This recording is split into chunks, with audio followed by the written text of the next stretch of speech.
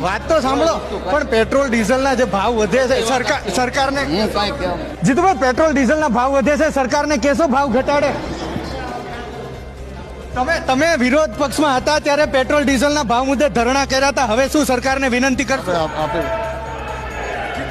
કેસો તમે સરકાર અરે જે આપવાનું ઇન્ટરવ્યુ આપી દીધું. એવું નથી જીતુભાઈ, વાત સાંભળો, તમે કોંગ્રેસ પક્ષમાં હતા ત્યારે વિરોધ કર્યો હતો 1 વર્ષ પહેલા, 1 વર્ષ પછી હવે ભાજપમાં છો, સરકારને કેસો પેટ્રોલ ડીઝલના ભાવ ઘટાડે? કોંગ્રેસમાં હતા ત્યારે તમે બાઇકની ઠાઠડી કાઢી હતી કોંગ્રેસમાં, હવે સરકારમાં છો, તમે સરકારનું ધ્યાન દોરશો? અક્ષયભાઈ, હવે સત્તા પક્ષમાં છો, પેટ્રોલ ડીઝલ મુદ્દે સરકારનું ધ્યાન દોરશો? ભાવ મુદ્દે કોંગ્રેસમાં હતા ત્યારે વિરોધ કર્યો તો, હવે સત્તા પક્ષમાં સરકારનું ધ્યાન દોરશો?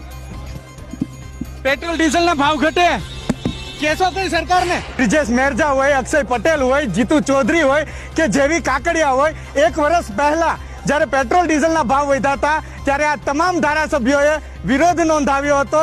હવે સત્તા પક્ષમાં ભારતીય જનતા પાર્ટીમાં આવી ગયા છે.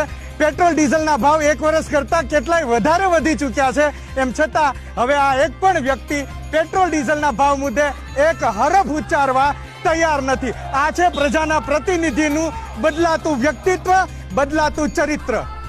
કેમેરામેન નિલેશ પટેલ સાથે હિરેન રાજગુરુ, સંદેશ ન્યૂઝ, ગાંધીનગર.